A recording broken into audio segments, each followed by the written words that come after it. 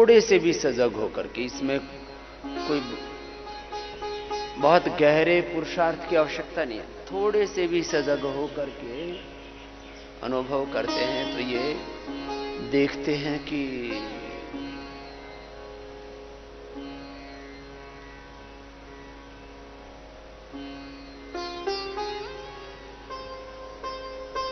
एक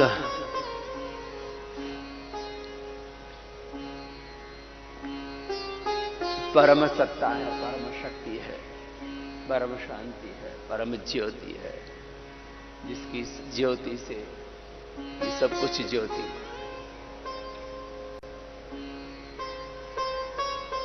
ध्यान जब लगभग 1 घंटे का कर लेते हैं तो थोड़ा सा सूक्ष्म व्यायाम कर लें तो सामान्य अवस्था में आ जाता है शरीर, फिर वापस अपने स्वरूप में।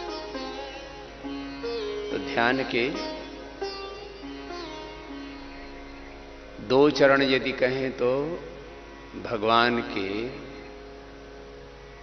आश्रय में, भगवान की शरणागति में रहना, और फिर जैसा भगवान का विधान है बस वैसे ही जीना। यदि इसको 3 शब्दों में कहें तो क्या कहा हमने? भगवान के विधान को जानना, मानना और वैसे जीना, ऐसे कहें। इसी को ज्ञान योग, भक्ति योग और कर्म योग। और इसमें कर्म योग का मार्ग सीधा सीधा समझ में आता है, ये करना है या नहीं करना। केवल भक्ति, केवल ज्ञान का मार्ग सीधा सीधा पकड़ में नहीं आता। इसलिए सारा अस्तित्व विष्णु कर्माणि पश्यत यतो व्रतानि पस्वसे इंद्रस्य युज्य। सारे अस्तित्व के पीछे एक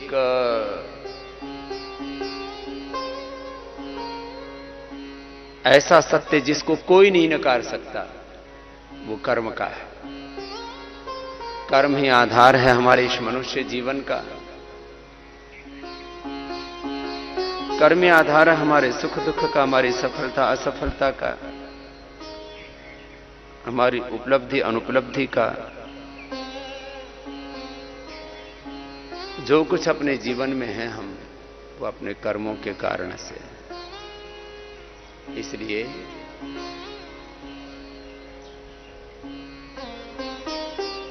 कर्म योग को हम पतंजलि योग पीठ में मानते हैं या वो हमारा सिद्धांत है इसलिए नहीं।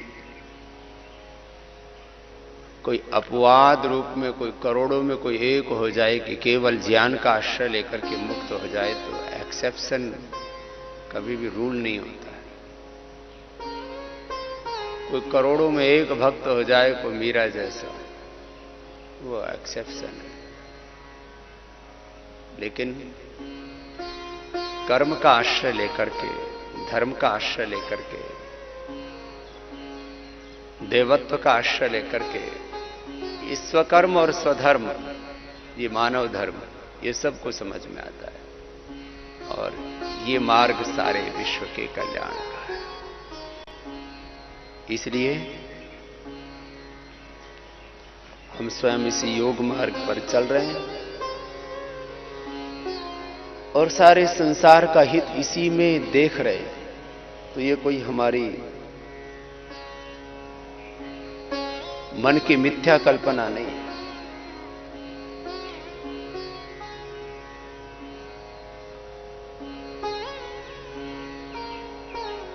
ये कोई खोखली थोथी आइडियोलॉजी नहीं है।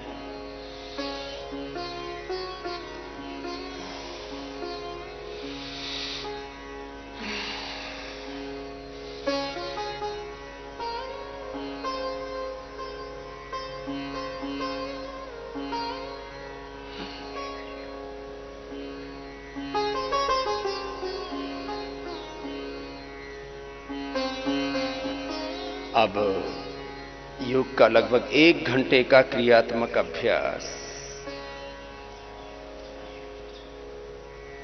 और उसमें लगभग 15-20 मिनट का तेज व्यायाम, 15-20 मिनट के आसन, लगभग आधा घंटे का प्राणायाम, कम से कम संक्षिप्त 3 से 5 मिनट का ध्यान, ये सबको करना चाहिए। तो चलो यहीं से शुरू कर देते हैं। कम से कम न्यूनतम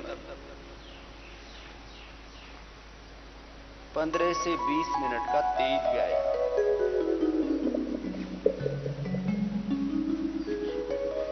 यदि हम ये प्रतिदिन नहीं करेंगे तो शरीर से स्वस्थ रह ही नहीं सकते।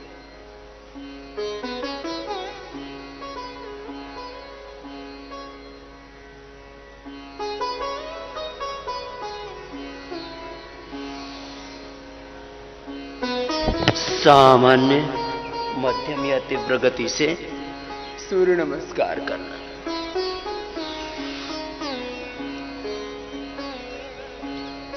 कम से कम 5 मिनट लगातार सूर्य नमस्कार करने से दिन को मोटापा के लिए, मधुमेह के लिए, मेरुदंड के लिए, थायराइड के लिए, फर्टिलिटी के लिए, पेट की बीमारियों के लिए, अलग अलग रोगों के लिए जो योगासनों का विधान किया है ऋषियों ने, वो पूरा अभ्यास क्रम पैकेज हमने बताया। क्योंकि करोड़ों भाई बहन भोर में उठ करके, जो रोगी हैं वो भी और जो निरोगी हैं वो भी हमारे साथ योगाभ्यास करते हैं।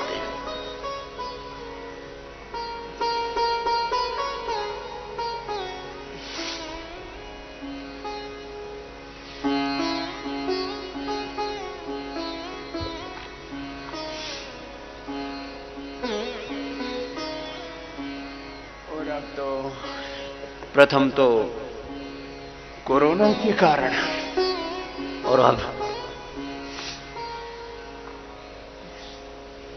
इंटरनेशनल योग डे के कारण योग के प्रति और ज्यादा ध्यान जा रहा है लोगों का। अच्छी बातों की ओर ध्यान दिलाना अच्छी बात है, बुरी बातों की ओर ध्यान दिलाना बुरी बात है। योग के प्रति ध्यान जा रहा है दुनिया का, कि लग रहा है भोर में उठ करके ये योग तो करना ही चाहिए।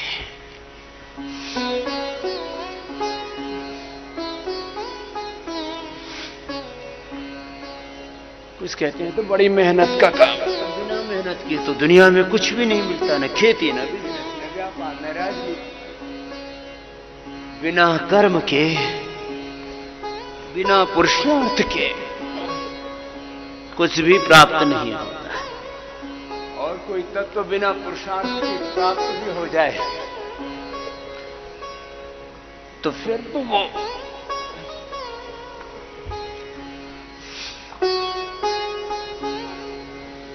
चोरी कहलाता है, भ्रष्टाचार, अनधिकार कहलाता है।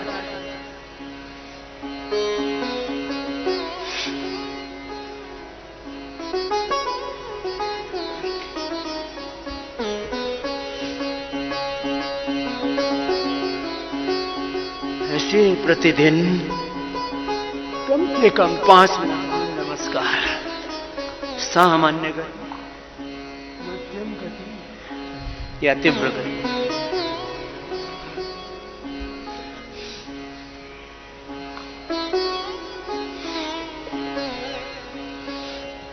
पांच मिनट सबके लिए अनिवार्य है।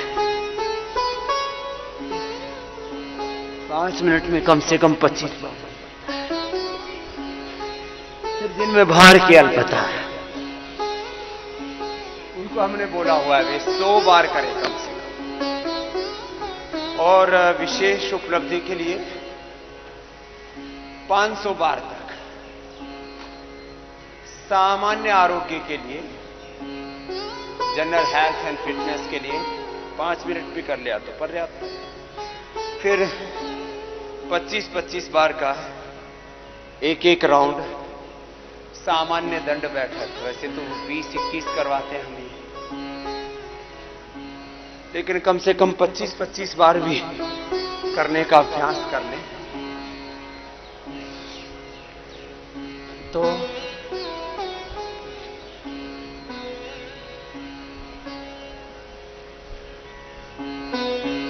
हमारा आरोग्य अच्छा रहेगा। कम से कम 25-25 बार करने का तो अभ्यास सबका होना चाहिए। 25-25 का एक राउंड किया और फिर जिनको अधिक करना है तो 25-25 के 4 राउंड कर लिए तो 100 बार हो गए। शाम को 4-4 राउंड कर सकते हैं ऐसे।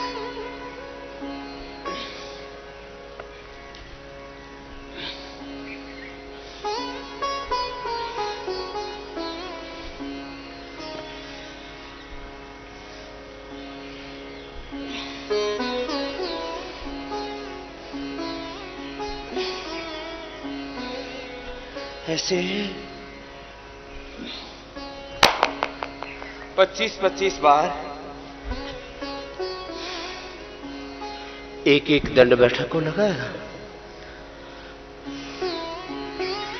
तो टोटलिटी में 100-125 बार तो सभी के हो जाएंगे।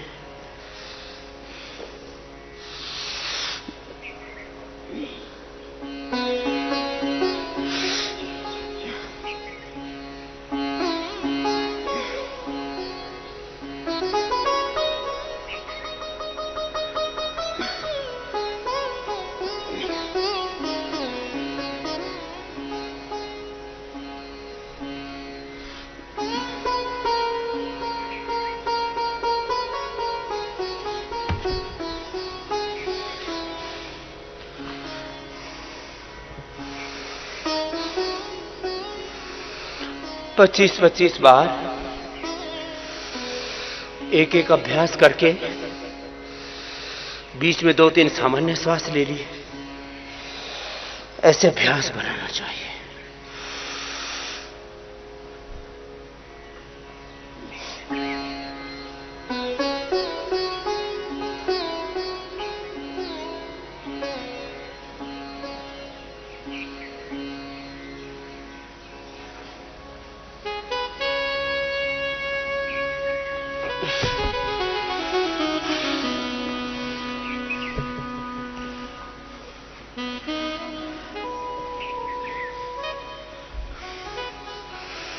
ऐसे ही 25 बार वक्ष विकासक सर्पदंड के बाद मिश्र दंड का अभ्यास कर लिया। फिर साधारण दंड तो 150 बार दंड बैठक हो जाएगी। जिनको विशेष बल बढ़ाना है वे एक अभ्यास 100 बार से लेकर के 500 बार कर सकते हैं। सूर्य नमस्कार भी 100 बार से लेकर के 500 बार, दंड बैठक भी 100 बार से लेकर के 500 बार।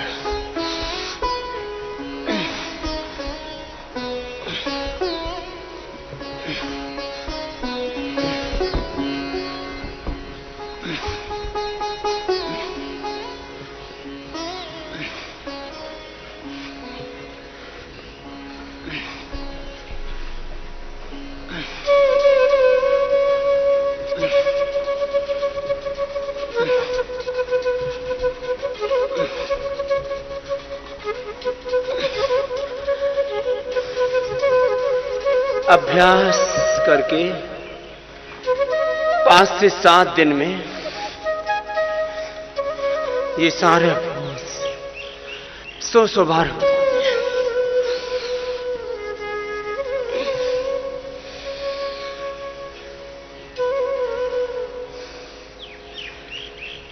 पहले दिन 10 बार करेगा, फिर 15 बार, फिर 20-25 बार, ऐसे धीरे धीरे करके अभ्यास।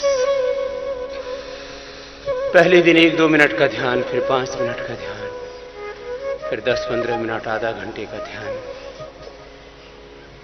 अभ्यास इसकी बड़ी महिमा है। इसलिए योग में भी योगाभ्यास विद्या में विद्याभ्यास, जीवन में आचरण के स्तर पर व्रत अभ्यास।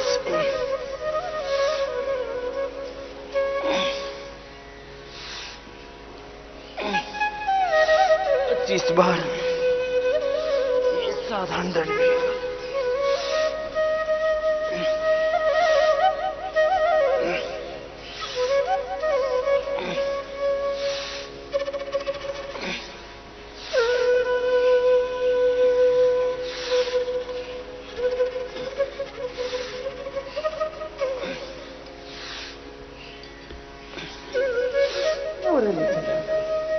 पूरा हो प्रश्न, पूरा हुआ प्रश्न। जो करें समग्रता के साथ करें।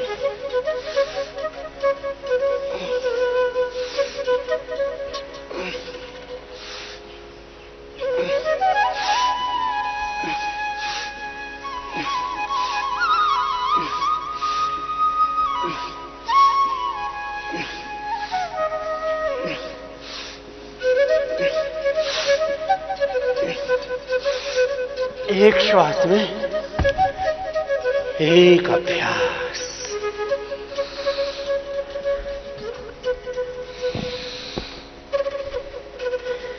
जैसे 10 से 15 मिनट, अभी हमने 10 मिनट लगभग किया है, 10 बार।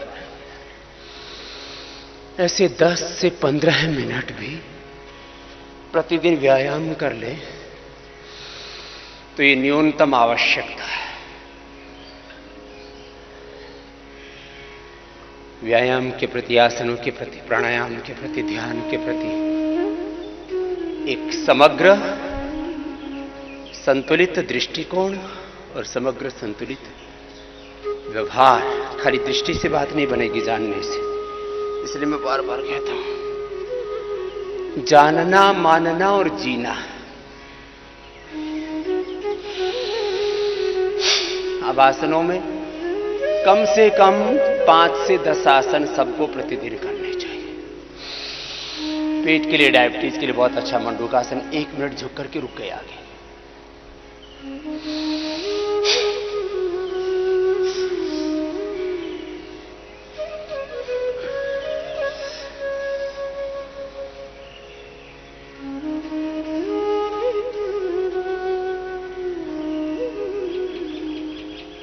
जिसको जो रोग है, अपने रोग के अनुसार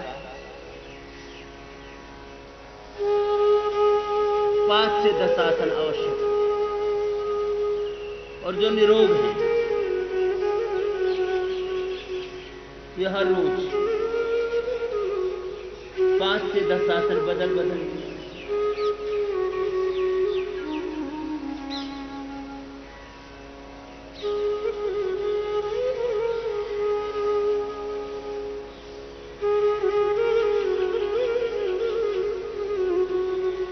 एक आसन कम से कम 1 मिनट। मंडूकासन मुट्ठी बांध के भी, मुट्ठी खोल के ऐसे।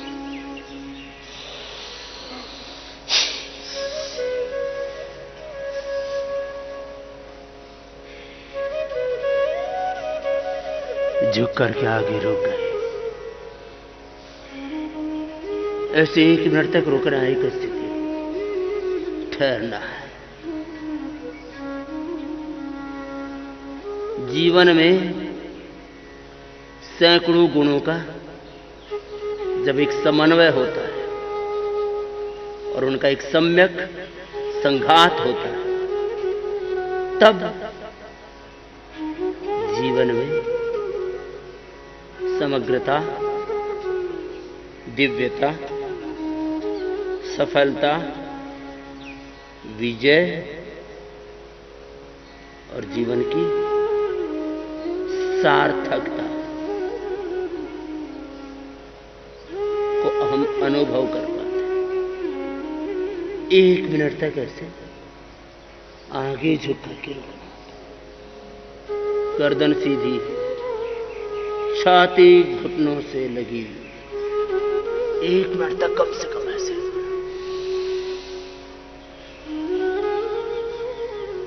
योग मुद्रासन या भी जो हमने किया मंडूकासन, ये पेट के लिए, पाचन तंत्र सबके लिए जरूरी है कम से कम 2 आसन।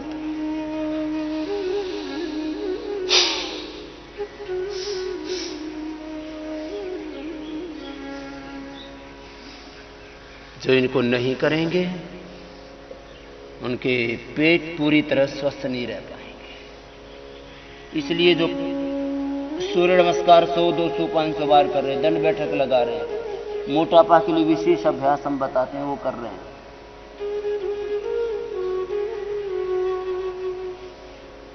वे सब भी ये मंडूकासन अवश्य करें, योग मुद्रासन अवश्य। दोनों नहीं कर पाए तो एक कर पाए।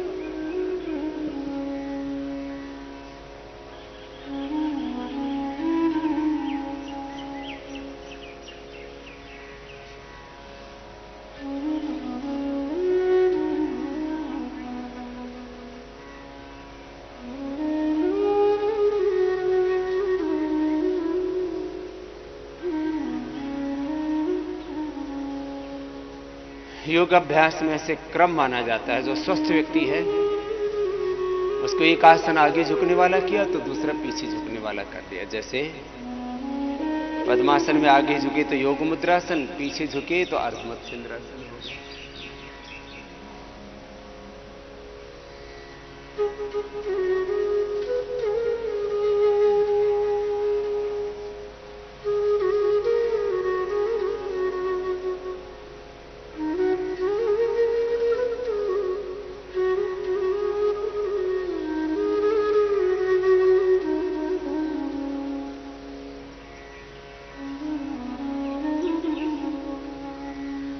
सुप्त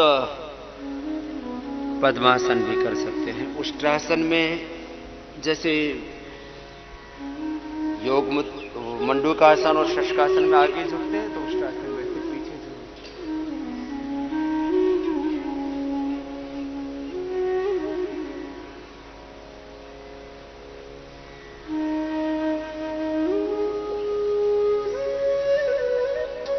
हैं। ऐसे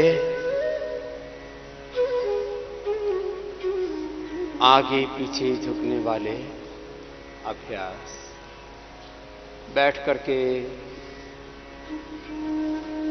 20-25 आसन होते कर सकते हैं। उल्टे लेट करके, सीधे लेट करके अभ्यास कर लेते हैं।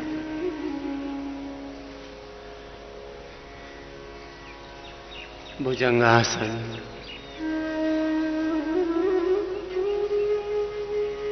इसलिए हमने एक सबके लिए सामान्य प्रोटोकॉल तय किया। मुंडूकासन, शशकासन, वक्रासन, गोमुखासन, भुजंगासन, सर्वासन, मर्कटासन, पवन मुक्तासन, अर्धलासन, पादवृत्तासन, द्विचक्रिकासन। फिर रोग उपचार की दृष्टि से अनेक आसन हमने बताए कि ऐसे ऐसे ये अभ्यास कर ले तो उससे जो योग के द्वारा अभिष्ट फल है वो हमें मिल जाता है।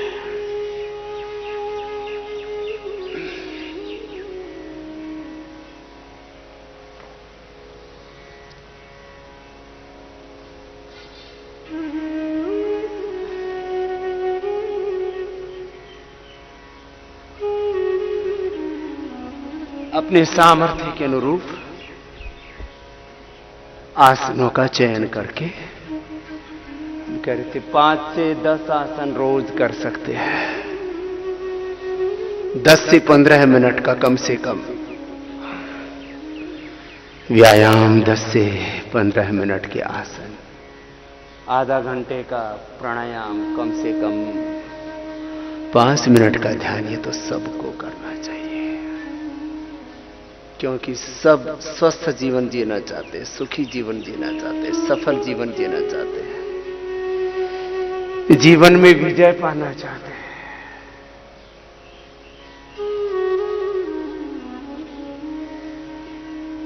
स्वस्थ सुखी, सफल, समृद्ध, उन्नत दिव्य जीवन का आधार है योगाभ्यास। इसको ऐसे करना है।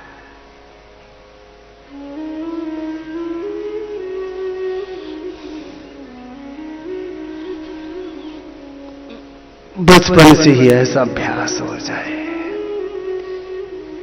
कि योगाभ्यास करना है। जैसे मेरा लगभग 7 से 9 साल की उम्र में ही अभ्यास हो गया था कि मुझे योग करना है, और मैंने करना शुरू कर दिया था, और फिर एक दिन भी उस योग को छोड़ा नहीं, करता रहा जितना पता लगे। कुछ लोग इस चक्कर में रहते हैं, जब तक जीवन का कि पूरे तत्व का बोध नहीं होगा तब तक मैं कुछ करूंगा ही नहीं। वो कुछ भी हासिल नहीं कर सकते, क्योंकि ऐसा हो नहीं सकता कि आपको सब कुछ पता लग जाए और फिर बाद में आप शुरू करें। जितना जितना पता लगे उतना उतना करना शुरू कर दो। खेती हो, बिजनेस हो, व्यापार हो, योग हो, धर्म हो, अध्यात्म हो। स्वल्पमप्यस्य धर्मस्य त्रायते महतो भयात्। थोड़ा थोड़ा ज्ञान, थोड़ी थोड़ी भक्ति, थोड़ा थोड़ा कर्म, यही हमें धीरे धीरे तार देता है, उभार देता है।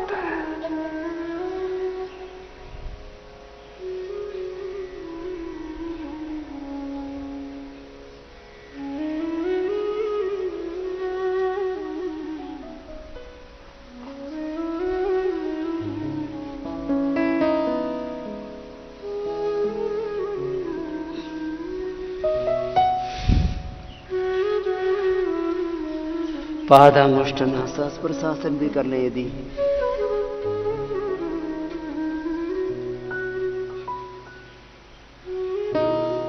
फ्लेक्सिबिलिटी हो तो। मोटापा कम करने के लिए हम 100 बार करवा देते हैं, और 1 मिनट में 100 बार तक मैं करता हूं कोई भी अभ्यास, चाहे एक पैर से ऊपर नीचे करने वाला हो या दोनों पैरों से। एक अभ्यास 100 बार तक हो सकता है। मैंने सारे अभ्यास करके देखे हुए। उठाने वाला, पैर गोलाई में घुमाने वाला, क्लॉकवाइज हो, एंटी क्लॉकवाइज हो।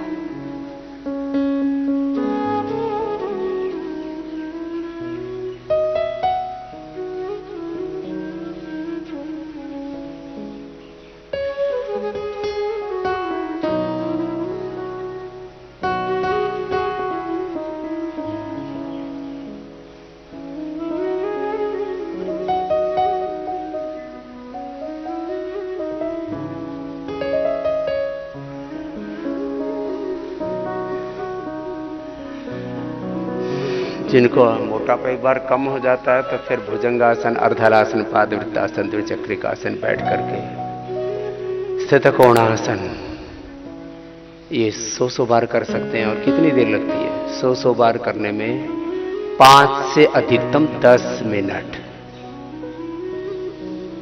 एक बार कोई तत्व समझ में आ गया, कोई सत्य समझ में आ गया, कोई मंत्र मिल गया जीवन का,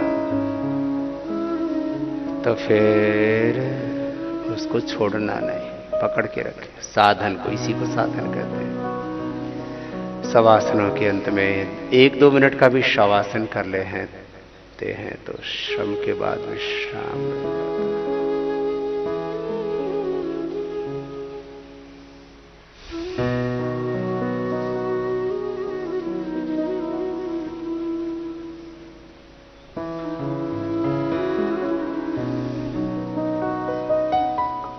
संकल्प मात्र से शरीर को विश्रांति मिल जाती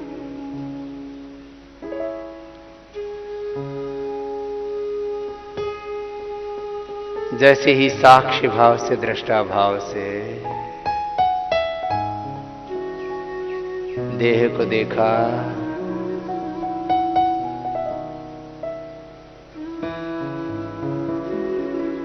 दृष्टि मात्र निपात करने से, संकल्प मात्र से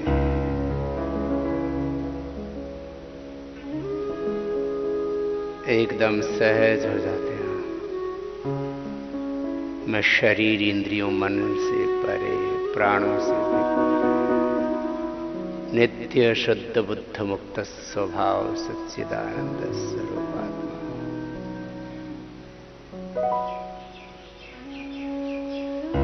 ज्ञानमय, ज्योतिर्मय, तेजोमय, प्रेममय, करुणामय, वात्सल्यमय, कर्ममय, पुरुषार्थमय, परमार्थमय, सेवामय, साधनमय आत्मा।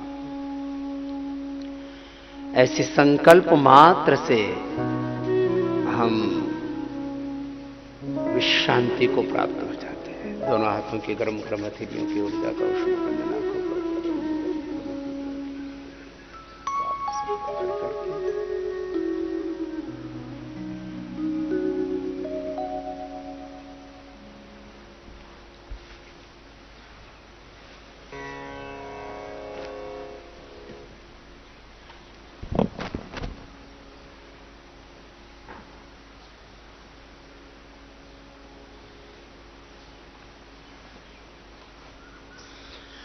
ऐसे मैंने कहा लगभग 15-15 मिनट भी हम आसन व्यायाम कर लें और 15-15 मिनट 10-10 मिनट भी कर लें तो भी पर्याप्त है। 10 से 15 मिनट आसन व्यायाम, 10 से 15। फिर प्राणायाम आधा से 1 घंटा भी प्रतिदिन व्यक्ति शुरू कर दे योगाभ्यास,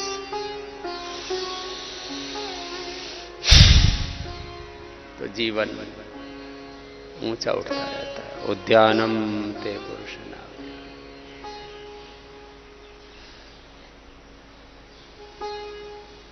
एक एक क्षण हमारा व्यक्तित्व निर्मित होता है। इसलिए पूज्य स्वामी सोमानंद जी महाराज कहा करते थे, जिसने क्षण को पकड़ लिया वो विद्वान हो जाता है, वो योगी हो जाता है, वो महान हो जाता है।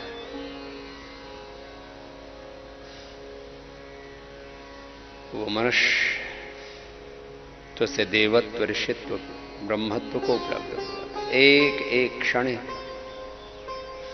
में जीवन हमारा विराट विराट होता रहता। मानव से महामानव के, नर से नारायण की, जीव से ब्रह्म की जो यात्रा है हमारी, भस्त्री का प्राणायाम ऐसे लंबा सामान्य गति से। अब जिनको उच्च रक्तचाप है, हृदय रोग है, कमरे में दर्द, कमजोरी, उनको तेजी से नहीं करना, उनको तो धीरे धीरे करना है।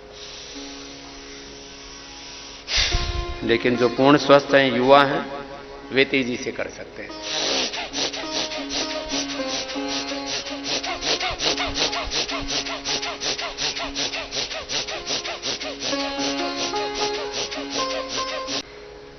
अपने स्वरूप में रह करके अपने स्वकर्म का, स्वधर्म का निर्वहन करने का यदि हमारा स्वभाव बन जाए,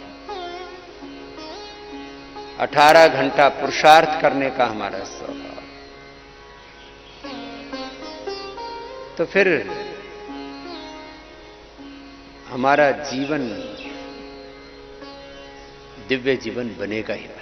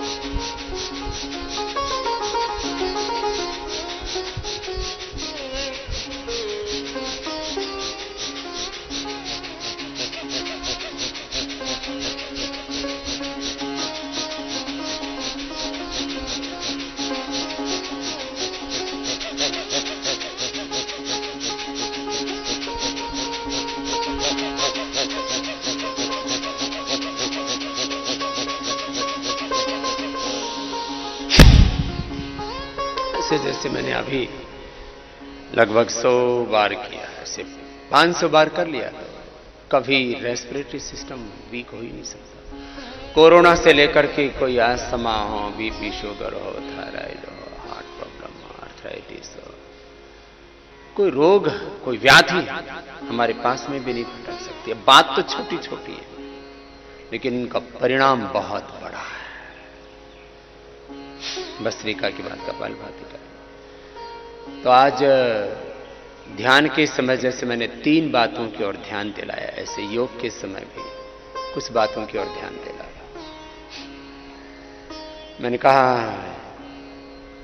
साधना का अर्थ है, योग अध्यात्म का अर्थ है, उपासना का अर्थ है। अध्यात्म का तात्पर्य है जानना, मानना, जीना। इसी को ज्ञान योग, भक्ति योग, कर्म योग है।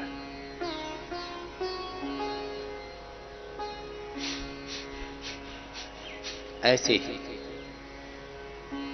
जैसे योग, ध्यान, समाधि, साधना, अध्यात्म के लिए 3 शब्द मैंने कहे, ऐसे जीवन के संदर्भ में एक सत्य है, एक एक क्षण जीवन में उन्नत होना।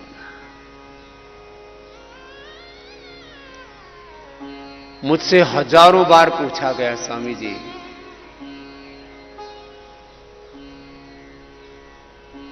आपके जीवन का सक्सेस का मंत्र क्या है?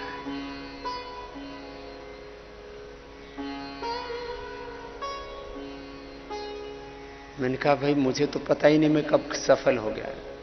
और मैं एक बात बहुत प्रामाणिकता से कहना चाहता हूं, मैंने सफलता के लिए कुछ नहीं किया, जीवन में समृद्धि के लिए कुछ नहीं किया, प्रसिद्धि के लिए कुछ नहीं किया। लोग चाहते हैं सफलता, चाहते हैं समृद्धि, चाहते हैं प्रसिद्धि, चाहते हैं विजय, चाहते हैं उपलब्धियां,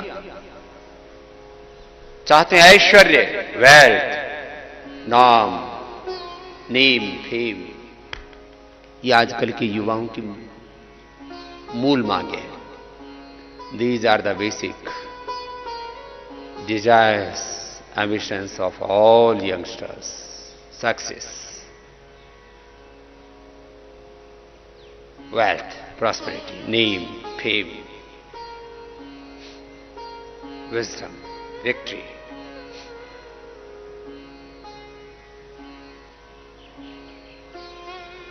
बड़े बड़े साम्राज्य खड़े करना चाहते हैं, अच्छी बात है, लेकिन ये मैं बार बार कहता हूं, साध्य तो एक क्षण में तय हो जाता है। अब मैं साध्य है सत्य, मुझे सत्यमय जीवन जीना है। साध्य है मुझे शांतिमय जीवन जीना है। साध्य है मुझे समाधि पानी है। साध्य है मुझे सफलता पानी है।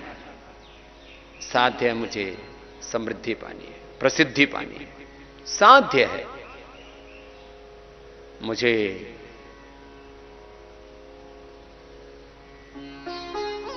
एमएलए, एमपी, सीएम या पीएम बनना है। ये लक्ष्य बना दे, टारगेट बना दे। मुझे विद्वान बनना है, मुझे बलवान बनना है, मुझे धनवान बनना है, ऐश्वर्यवान बनना है।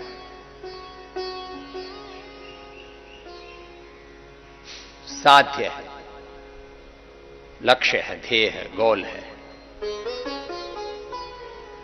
टारगेट है, एजेंडा है कि मुझे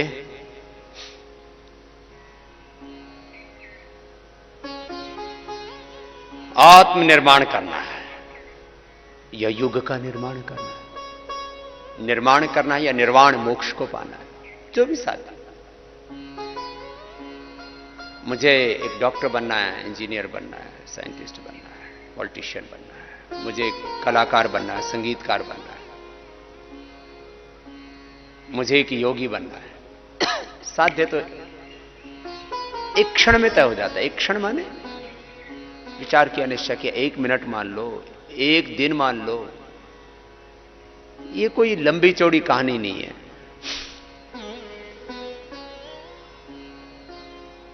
इसलिए मैं कहता हूं साध्य को तो 1 मिनट याद कर लेना बहुत है। साध्य 1 मिनट का, साध्य बोलो, लक्ष्य बोलो, गोल बोलो, टारगेट बोलो, उसका निश्चय तो 1 मिनट का है। ये 1 मिनट का काम है। हर रोज एक बार उठ करके अपने साध्य को याद कर लिया, अपने लक्ष्य को याद कर लिया, बस 1 मिनट का काम साध्य का ध्यान, साध्य का ध्यान किया, उसके बारे में सोचा, उसको रोज तय किया, उसके बारे में निर्धारण किया और दिन भर, जीवन भर उसके लिए लगे रहे, तो फिर कितना ही बड़ा लक्ष्य हम तय कर लें, इसी जन्म में उसको पा सकते हैं, चाहे साधन कम हो या ज्यादा हो। साधन उनकी न्यूनता अधिकता हो सकती है, यह कोई बड़ी बात नहीं है, लेकिन हमने तय कर लिया कि ऐसा होना, तो फिर एक एक पल उसके लिए जीना। इसलिए मैंने कहा कि योग मैंने ये किया बस, और कर्म योग किया। योग और कर्म योग तो एक ही, योग का तो इस विस्तार है। मैंने योग पूर्वक अर्थात ज्ञान योग पूर्वक, भक्ति योग पूर्वक कर्म योग किया। ये भी कर्म है, ये जो अभी कर रहे हैं ये भी सब कर्म योग ही है। आसन, व्यायाम, प्राणायाम, ध्यान, ये भी तो एक कर्म है, एक सामान्य कर्म, एक आध्यात्मिक कर्म है। क्या बात है इसमें? तो मैंने एक शब्द में बोलूं तो मैंने कर्म योग किया, 2 शब्द में बोलूं तो मैंने योग और कर्म योग किया, 3 शब्दों में बोलूं तो मैंने ज्ञान योग, भक्ति योग पूर्वक, ज्ञान और भक्ति पूर्वक, ज्ञान योग और भक्ति योग पूर्वक कर्म योग का अनुष्ठान किया।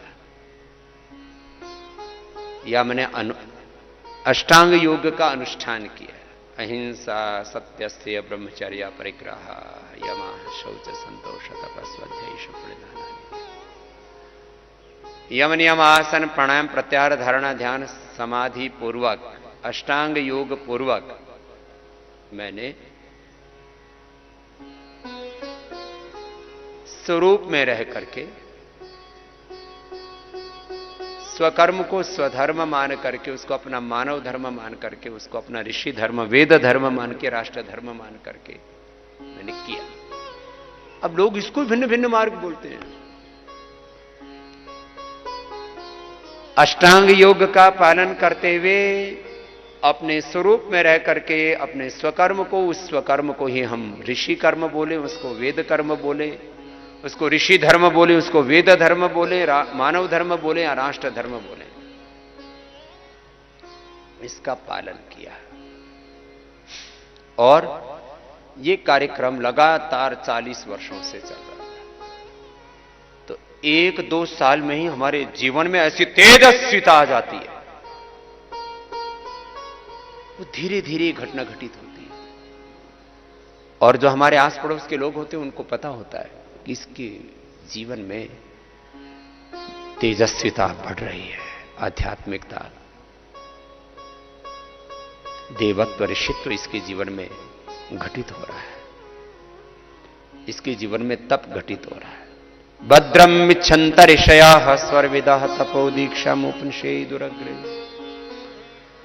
ततो राष्ट्रम बलमोजस्य जातम तस्मै देवा उपसंनमन् तपश्रद्धेयोपवसन्त्य अरण्ये शान्ता विद्वांसः भक्षचर्यं चरन्त सूर्यद्वारेण ते विरजाः प्रयान्ति यत्रामृतः पुरुषस्य आत्मा ना तपस्विन योग सिद्ध्यति तपस्वाध्यायी स्वप्नधानानि क्रिया योग स तपो अतप्यत तस्मात् इमा प्रजा अजाय। भगवान के तप का परिणाम है ये सारी सृष्टि। हमारे तप का परिणाम होता हमारे जीवन में सफल। अब कुछ लोग इन्हीं उलझनों में पड़े रहते, हमको सफलता नहीं चाहिए, हमको विजय नहीं चाहिए, हमको उपलब्धियां नहीं चाहिए, हमको जीवन में ऐश्वर्य नहीं चाहिए, तो फिर तेरे को दरिद्रता चाहिए। अध्यात्म के नाम पर भी कितनी भ्रांतियां।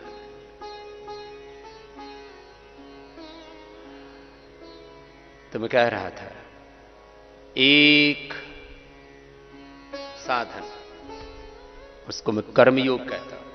और किसी को योग शब्द से भी चिढ़ हो, किसी को गलत फीडिंग कर रखी हो, गलत प्रोग्रामिंग कर रखी हो दिमाग की, तो कर्म तो समझ में आता है, मेहनत तो समझ में आती है, काम तो समझ में आता है, पुरुषार्थ तो समझ में आता है, हार्डवर्क तो समझ में आता है, मेहनत तो समझ में आती है। एक शब्द है जीवन का, सत्य, कर्म, मेहनत, पुरुषार्थ, हार्डवर्क। और मैंने इसी पुरुषार्थ को सब शास्त्रों में पाया। धर्म अर्थ काम मोक्ष को पुरुषार्थ चतुष्टय कहा है। अब कई बार शास्त्रों में एक एक वाक्य में एक एक सत्य को प्राथमिकता के साथ कहा जाता है। जब मैं संबंधों के बारे में बात करता हूं, तब मैं भी कहता हूं संबंध ही सब कुछ है भाई।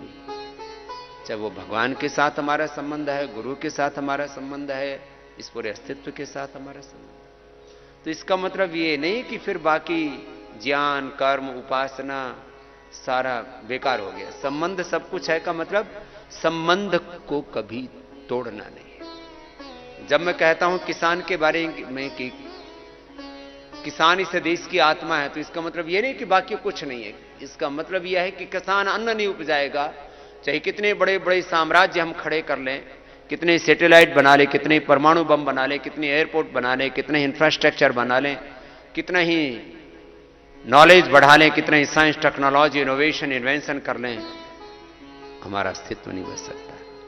जब खेती के बारे में बात करते हैं तो हम खेती की को प्राथमिकता देने के लिए कहते हैं कि भाई खेती सब कुछ है, खेती के बिना कुछ नहीं है। जब विद्या के बारे में बात करते हैं तो कहते हैं ज्ञान ही सब कुछ है, नहीं ज्ञाने न सदृशम पवित्रम यह विद्या। जब श्रद्धा के बारे में बात करते हैं तो कहते हैं कि श्रद्धा भगत से मूर्धनि वत्सा वेदयाम से, श्रद्धा से ही सब कुछ होगा, श्रद्धा से ही ज्ञान प्राप्त होगा, श्रद्धा से ही कर्म करेंगे, श्रद्धा से ही संबंध बढ़ेंगे आगे, श्रद्धा से ही जीवन में सत्य को उपलब्ध होंगे। जब देश के ताने बाने को चलाने की बात करेंगे तो कहेंगे राजनीति ही सब कुछ है भाई, बिना राजनीति के कुछ नहीं होता। इस देश में वह नहीं होगा जो किसी शास्त्र में लिखा है, देश में तो वही होगा जो संविधान में लिखा है।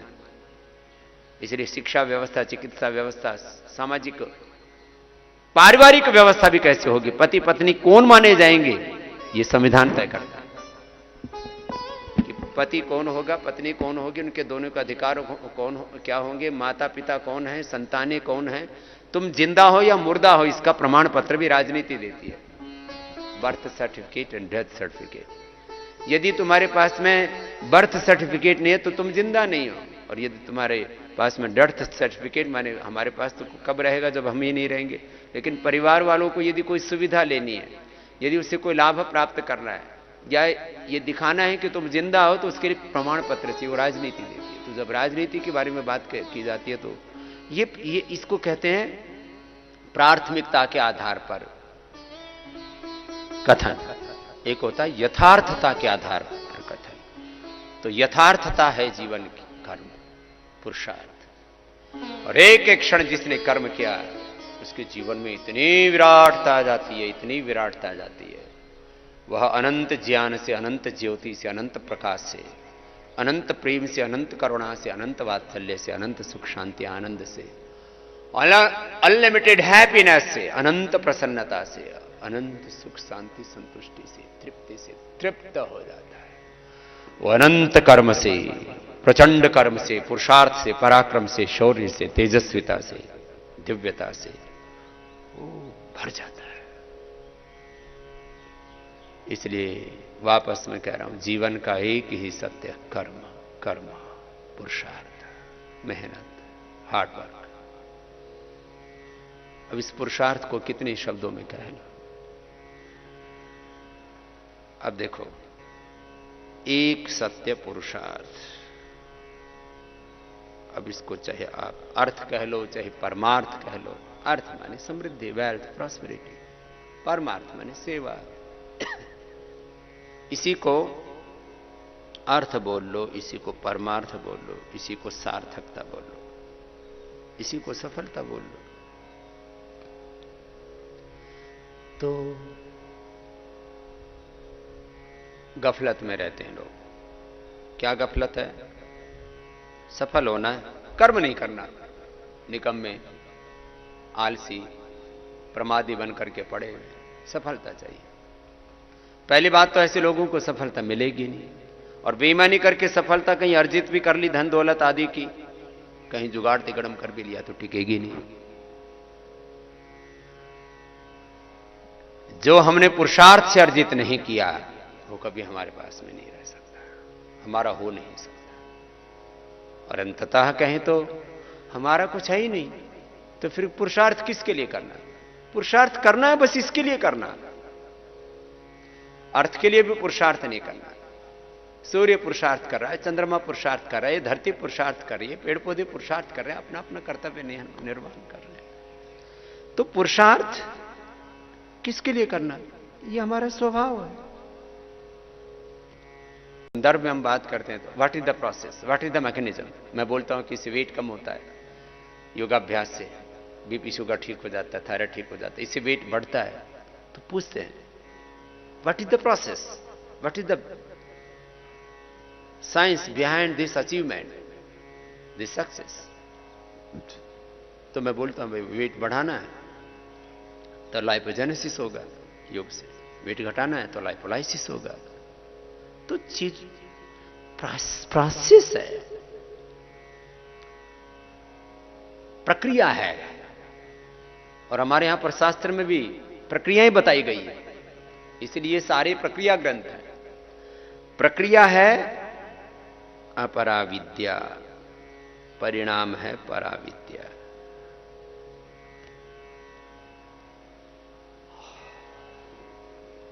ऐसे जिनको बोध हो गया है जीवन का, फिर उनके जीवन में सब प्रकार का सुख, सब प्रकार की समृद्धि, सब प्रकार की सफलता, सुख, शांति, तृप्ति, मुक्ति। मुक्ति भी पुरुषार्थ का परिणाम है। अब इसमें बहुत तरह की मान्यताएं लोगों ने घड़ रखी हैं। कब किस बात को प्रधानता से कहां कहा है वो एक अलग विषय, वापस कह रहा हूं इस बात को। लोगों ने इन शब्दों के ऊपर इतना ज्यादा चिंतन किया हुआ है कि कर्म का परिणाम क्या है, ज्ञान का परिणाम क्या है, भक्ति का परिणाम क्या है, जीवन का परिणाम क्या है, जगत का परिणाम क्या है। इसके ऊपर बहुत तरह की चर्चाएं करते हैं। लेकिन एक बात तो मैं बार बार कहता हूं, समग्रता में जब तक नहीं समझेंगे, एक संतुलित दृष्टि नहीं अपनाएंगे, एक वैज्ञानिक दृष्टि, एक व्यवहारिक दृष्टि जब तक नहीं अपनाएंगे, एक न्यायपूर्ण दृष्टि,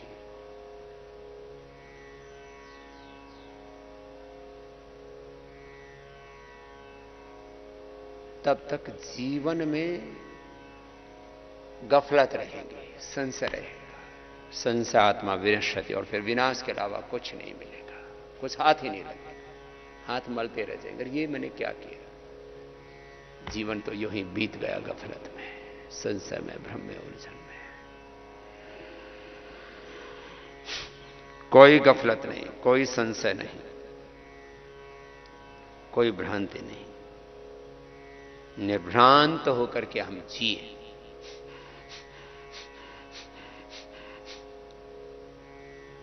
कपालभाति हो गया, अब अनुलोम विलोम कर लेंगे। भस्त्रिका, कपालभाति ब्रह्मचारियों के लिए तो बाह्य प्राणायाम, उज्जाई भी अच्छा है।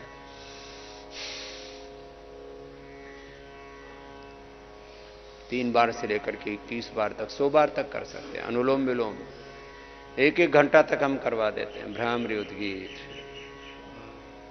जीवन अपने आप एक विराटता को उपलब्ध हो जाता है। अब इस एक शब्द को इस पुरुषार्थ को, इस कर्म को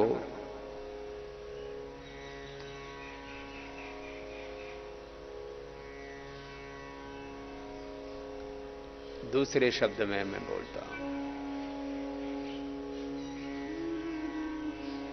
गुरु की शरणागति में रहें और वैदिक कन्या गुरुकुलम, ये दो परिसर हैं मेरे दाईं और ये वैदिक कन्या गुरुकुलम है। आज क्योंकि वर्षात बहुत हो गई थी, इसलिए स्थान की अल्पता की वजह से, क्योंकि घास में पूरा पानी भर गया था, इसलिए केवल आज भाइयों को आमंत्रित किया गया। योग तो छोड़ना नहीं है, एक दिन भी योग नहीं छोड़ना। अब देखो, बात तो छोटी सी, एक बात को निभाने में पूरा जीवन लग जाता है।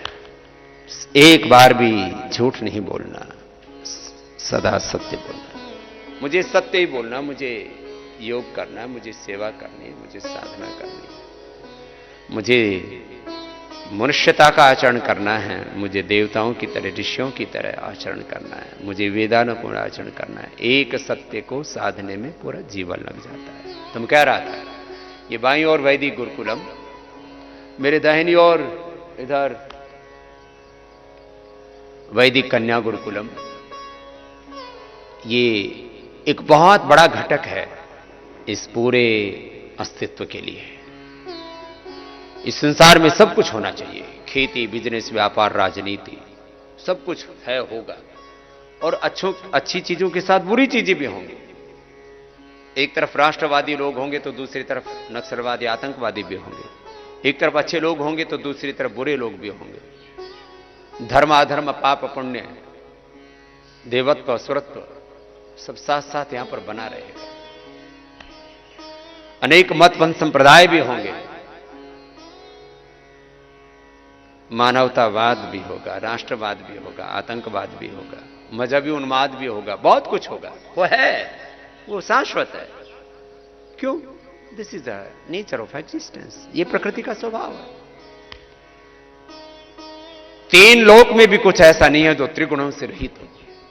श्रीमद् भगवद गीता के 18 अध्याय में स्वयं भगवान ने कहा, इस लोक में नहीं, द्युलोक में भी ऐसा कुछ नहीं है जो त्रिगुणों से रहित हो। लेकिन इसमें, इस पूरे अस्तित्व में कौन सा ऐसा तत्व है जिसके रहने से यहां पर सुख होगा? संघर्षों के बीच में भी सुख होगा, युद्धों के बीच में भी योग होगा। वह है दिव्य सन्यासियों की, दिव्य ब्रह्मचारियों की उपस्थिति, उनका विराट व्यक्तित्व। उनकी संख्या थोड़ी सी होगी, लेकिन उनका व्यक्तित्व इतना तेजस्वी होगा कि उनके पीछे संसार चलेगा। इमां भूमिं पृथिवीं ब्रह्मचारी भीक्षामा जभार प्रथमो दिवं च ते कृत्वा समिधौ उपास्ते, ते कृत्वा समिधौ उपास्ते तयोरार्पिता भुवनानि विश्वा चक्षुः श्रोत्रं यश्वास्मा सुधेहि अन्नं रेतुलोहितमुद्रं तानि कल्पत् ब्रह्मचारी सलिलस्य पृष्ठे तपो तिष्ठत्तप्यमानः समुद्रे सस्नातु बभ्र पिंगला पृथिव्यां बहुरोचते। ऐसे ब्रह्मचारी, ऐसे ब्रह्मचारी, ऐसे युवक युवतियां तैयार हो जो अपने आप को इस तरह से तपाएं योग साधना में, योगाभ्यास में, विद्याभ्यास में, वेदाभ्यास में। योग की साधना, विद्या की साधना, वेद की साधना, प्रभु की आराधना, देवत्व के, ऋषित्व की, ऐसे वो अपने जीवन में दिव्यता पैदा करते हैं तो उनको देख करके संसार जीता है। ऐसे दिव्य व्यक्तित्व, ऐसे दिव्य नेतृत्व, वो हम तैयार कर रहे हैं वैदिक गुरुकुलम, वैदिक कन्या गुरुकुलम में। तो ऐसे भाई बहन, ऐसे युवक युवतियां जो अपने जीवन को एक महान उद्देश्य के लिए जीना चाहते हैं, अपने पूर्वजों की भांति,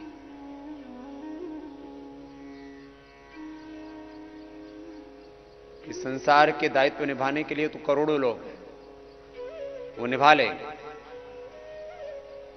इस धरती पर भगवान के प्रति अपना दायित्व निभाने के लिए, अपने कुल वंश का दायित्व निभाने के लिए तो बहुत है।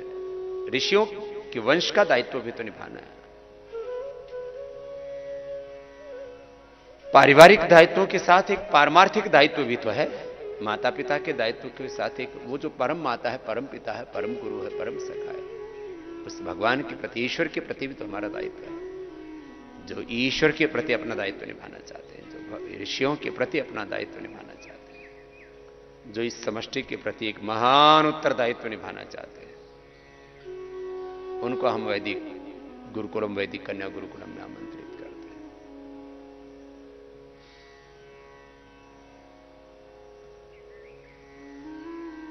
और ऐसे माता पिता जो अपने संतानों को देवतुल्य बनाना चाहते हैं, ऋषियों के जैसा बनाना चाहते हैं, कि मेरी संतान भी रामकृष्ण की तरह बने, गौतम कणाद जमनी पाणिनि पतंजलि की तरह बने, महर्षि दयानंद की तरह बने।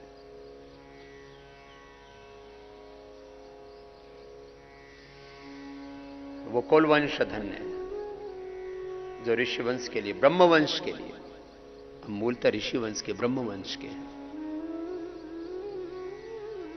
अपने अपने छोटे छोटे कुल वंशों को चलाने के लिए। और फिर इसमें कुछ लोग तो ऐसे एक बहुत छोटी सोच रखते हैं कि मेरे को तो एक ही बेटा, एक ही बेटी है, और ये भी सन्यासी हो गया तो मेरा कुल वंश कैसे चलेगा। अरे जिस कुल वंश में तुम पैदा हुए उसमें तो हजारों लाखों करोड़ों लोगों की जनसंख्या है। जिस भी कुल जाति को तुम अपनी जाति मान रहे हो, वैसे तो मूलतः हम सब भगवान के हैं। कोई जाति नहीं, कोई पंथ नहीं, कोई मजहब नहीं, हम सब मूलतः भगवान के हैं, ईश्वर के हैं, और ईश्वर ही त्रिकाल में हमारा है, और हम सदा उसी के रहेंगे। ये संसार का व्यवहार चलाने के लिए संसार के संबंध हैं, और उनको भी निभा रहे हैं ना, लाखों करोड़ों निभा रहे हैं। तो मैं कह रहा था, एक बहुत महत्वपूर्ण घटक है ये वैदिक गुरुकुलम, वैदिक कन्या गुरुकुलम, इस पूरे अस्तित्व को दिव्यता से, देवत्व से, ऋषित्व से भरने के लिए। इसके लिए जो जीना चाहते हैं अपने इस जीवन को, और ये सब बातें नहीं समझ में आती हैं, तो जो स्वामी रामदेव की तरह है, पूज्य आचार्य बाक्षण जी की तरह, हमारी गुरुओं के, ऋषियों की एक महान परंपरा रही है, इस गुरु परंपरा में, इस महान परंपरा में अपना दायित्व निभाना चाहते हैं, उनके लिए पतंजलि योग पीठ के वैदिक गुरुकुलम, वैदिक कन्या गुरुकुलम के द्वार खुले हुए हैं। आमायंतो ब्रह्मचारिणा, विमायंतो ब्रह्मचारिणा, शमायंतो ब्रह्मचारिणा। चारों ओर से, सब दिशाओं से, सब प्रांतों से, सब जातियों से, सब वर्गों से कोई भेदभाव नहीं, कोई डिस्क्रिमिनेशन नहीं, कोई स्त्री पुरुष का, ब्राह्मण क्षत्रिय वैश्य शूद्र दलित आदिवासी वनवासी का कोई भेद नहीं। आए हम सब और अपने जीवन में उस देवत्व को, ऋषित्व को, उस पूर्णता को पाएं, जिसको पा करके हम अंततः जीवन में तृप्त हो जाते हैं। नहीं तो सब कुछ पा करके भी हम अधीर से रहते हैं, अभी कुछ अधूरा है जीवन में। ये पूर्णता का पथ है। ओम पूर्णमदः पूर्णमिदं पूर्णात् पूर्णमुदच्यते पूर्णस्य पूर्णमादाय पूर्णमेवावशिष्यते। अनुलोम विलोम प्राणायाम ऐसे लय के साथ करते करते योग से कैसे अपने जीवन में आरोग्य पाना है, वो तो हम रोज बताते हैं। आरोग्य पाने के साथ साथ स्वास्थ्य तो ये पहला चरण है, उसके साथ जीवन में सुख, समृद्धि, सफलता, विजय, समाधि देवत्व ऋषित्व को ब्रह्मत्व को पाना है। ये क्रम हमने आपको बताया, प्रक्रिया, उसकी विधि, उसका उपाय, उसका साधन, ये योग की साधना। अनुलोम विलोम ऐसे लय के साथ करना और करते करते वो आपकी शरणागत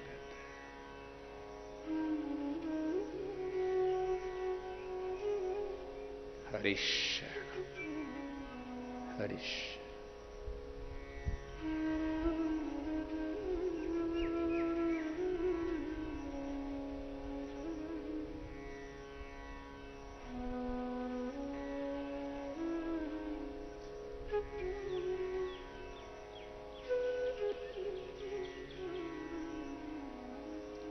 और इसके बाद भ्रामरी प्राणायाम।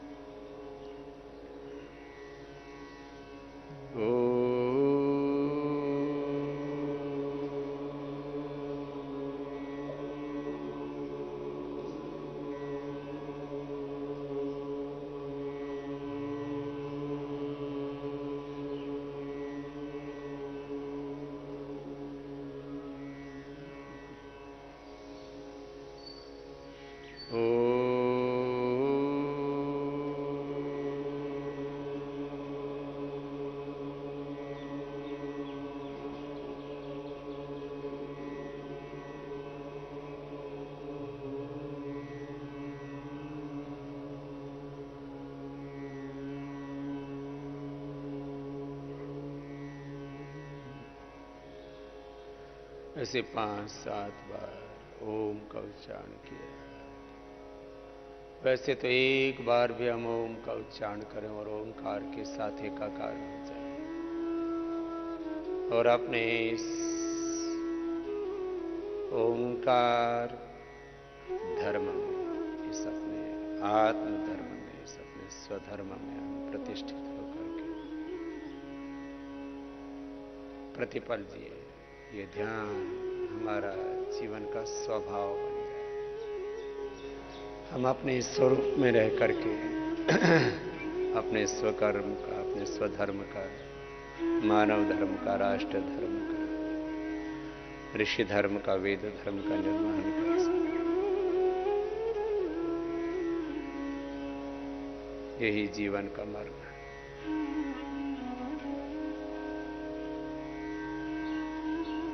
पूर्ण निवृत्ति में रह करके पूर्ण प्रवृत्ति कर सके। जो करना है उसको किसी भी कीमत पर कर सके, और जिससे हटना है उस अशुभ से, उस अज्ञान से, अश्रद्धा से, अकर्मण्यता से, असुरत्व से, उससे हम किसी भी कीमत पर हट सके, तो फिर अपने आप ही योग ध्यान हमारे जीवन में घट जाता है।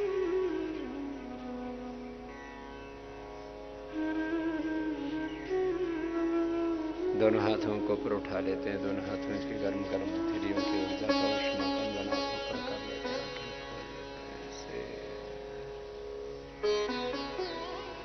प्रतिदिन 1 घंटा का योगाभ्यास हम सब करते हैं, कराते हैं, और हमारे साथ लाखों करोड़ों भाई बहन प्रतिदिन इस योग के अनुष्ठान में सम्मिलित होते हैं।